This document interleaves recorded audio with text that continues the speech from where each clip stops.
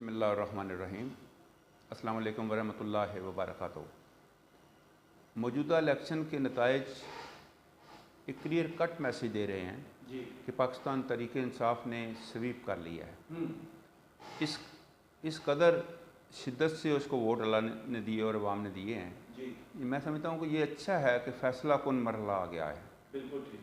फ़ैसला कुन मरहले से अब PDMA के पास कोई जवाज़ नहीं है कि इसका रास्ता रोके। अब दारों को भी चाहिए इस शख्स के साथ, इस तरीक़ के साथ कोऑपरेट करें ताकि मुल्क का बेहतर मुस्तकबिल ऑर्गेनाइज़ किया जा सके। अब इस वक्त ये क्लैश की सूरत हाल मुल्क के लिए इंतहाई ख़तरनाक है। कहाँ तक हमारा डाटा चला गया है कि श्रीलंका जब फ्लॉप हुआ था, जब ब्लैक लिस्ट हुआ था, उसके पास $4.5 अरब थे और हमारे पास इस वक्त $6.25 अरब है, जबकि हमारा वॉल्यूम भी श्रीलंका से बहुत बड़ा है। उसके बैनुल-अक़वामी इदारे कह रहे थे कि श्रीलंका के डिफ़ॉल्ट होने के 61% चांसेस है, जब उनके पास $4.5 अरब मौजूद थे। इस वक्त हमारे पास $6.25 अरब मौजूद है और बैनुल-अक़वामी इदारे कह रहे हैं कि पाकिस्तान के डिफ़ॉल्ट होने के 81% चांसेस हैं। इन हालात में, इस क्रिटिकल सूरत हाल में, बजाय इसके कि हम तरीक़े इंसाफ का रास्ता रोकने पर ही सारी एनर्जी लगा दें, हमें मुल्क के बेहतर मुस्तकबिल का फ़ैसला करना चाहिए। उसमें क्या एमरजेंसी स्टेप्स हम ले सकते हैं कि आपकी पोर्ट पर खड़े हुए लाखों कंटेनर,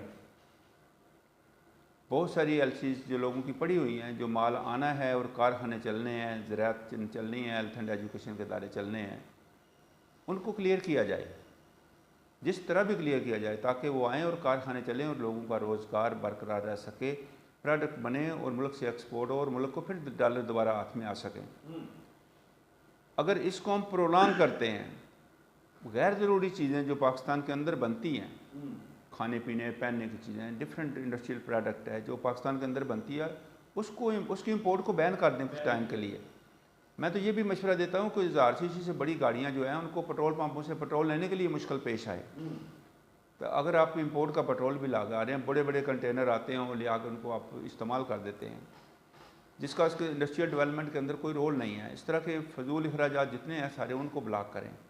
एमरजेंसी में अपनी सनतों को, हेल्थ एंड एजुकेशन को, तजारत को, ज़राअत को सपोर्ट करने के लिए, जो कि आपको रेवेन्यू फ़ौरन वापस आ सकता है, जिससे उसको मजबूत किया जाए और मुल्क की क्लैश की सूरत हाल मौजूदा जो है, हर कीमत पर इसको ब्लॉक किया जाए। अगर इसको ब्लॉक नहीं किया जाता, ये जारी रहती